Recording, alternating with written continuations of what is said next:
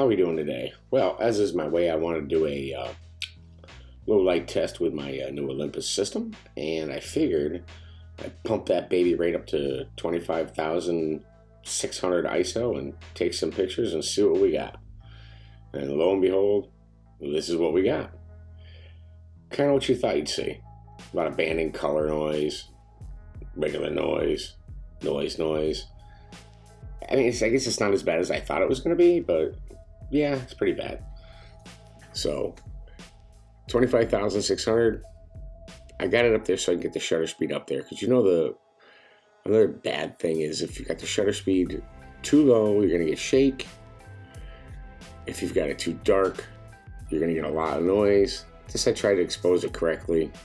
But yeah, there's still a ton of color noise in there. Like I said, not as bad as I thought, but pretty bad. So, into the room walks DxO.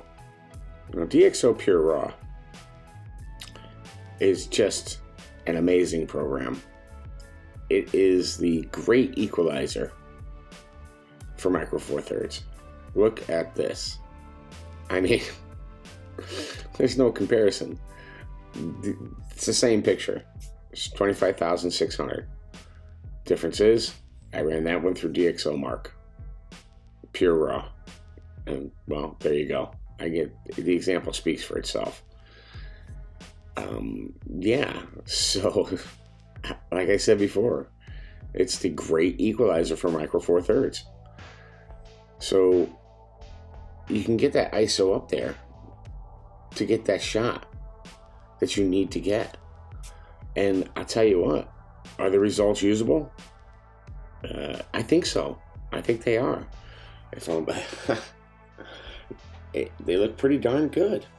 I've got a few examples, so let's go ahead and take a look at them. These are just static subjects, so they're not no action going on. But I mean, it's a quick test. So here you go again. Here's another Olympus RAW file. Now, these are just the RAW files, untouched. So let's take a look here. Well, that one was, I did a little bit of editing on this one. Just to see, what could I do with a 25,600 file to make it look pretty good. I mean, I don't think it looks horrible. I mean, for social media, it's definitely going to look fine. I wouldn't try and print that, but, so that's just with Lightroom. You can see the edges are a little scalpy. But it's not as crunchy and color noisy as it was. But let's just go ahead and check the DxO Mark picture in there and see the difference. Now, here we go with the DxO Mark one, Pure RAW. Now let's zoom in and see what we got. Again, this is the original RAW file with some editing. And this is the Pure RAW. Look at the difference there. It's just amazing. That program is amazing. It's a one-click program. It's doing the one thing you need to do. It's doing some optical fixes, and it's doing noise reduction and sharpening. That's about it. And I don't know. I think the results are stunning. Stunning would be the word I'd use. They look great. I mean, is the one from Lightroom usable? I think so. But the one from DxO Pure RAW, I wouldn't have a problem printing that. No problem. I wouldn't have a problem showing it. I mean, you're looking at it at 100%. How many people look at their pictures at 100%? Well, us pixel peeping people do, but most people don't look at pictures that way. So let's take a look at another example here. This is another Olympus file. I did some work on it in Lightroom. So let's see what we got here. Well, you're not bad. It's Lightroom. Lightroom's got some pretty good tools to adjust it. But again, once I put the DxO Pure RAW one next to it, So there's the original. There you go. That's what it looked like out of the camera. No adjustments. Is it noisy? Well, yeah, it's 25,600 ISO. It should be noisy. These are extreme examples. And I think that's the point. These are extreme examples. I mean, how often are you running your ISO at 25,600? You're generally not. 6,400 maybe. I don't know, 8,000. Well, here you go. DxO PureRaw, 25,600.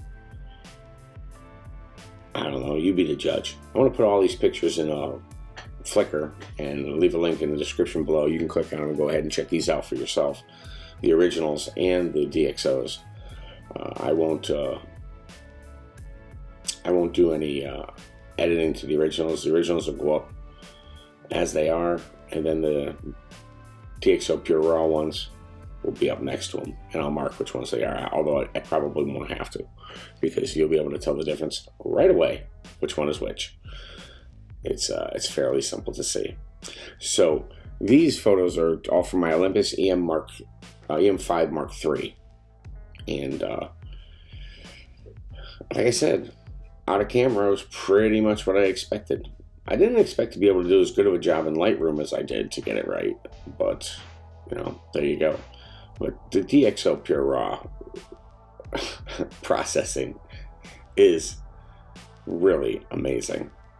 So let's take a look here. So those were Olympus files. How about Panasonic? Well, here's a Panasonic image, 25,600 out of my G9. And no adjustments. That's what it looks like. Yeah. Again, you know, better than I would have expected at 25,600. It's still got detail in it. It still looks pretty good for an extremely noisy picture. So let's see what DxO Pure RAW can do for it.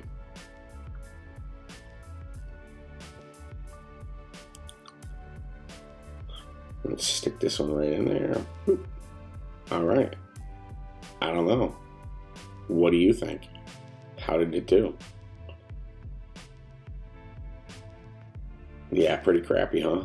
No, just kidding. Look at how awesome that looks. I mean, I don't want to, you know, listen, I shot Canon for years, and I know if I ran my EOS R files through DxO Pure RAW, it would make them look absolutely amazing.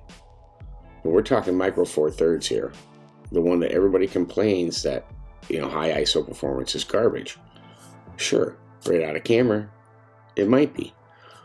But with DxO Pure RAW, it's the great equalizer, buddy.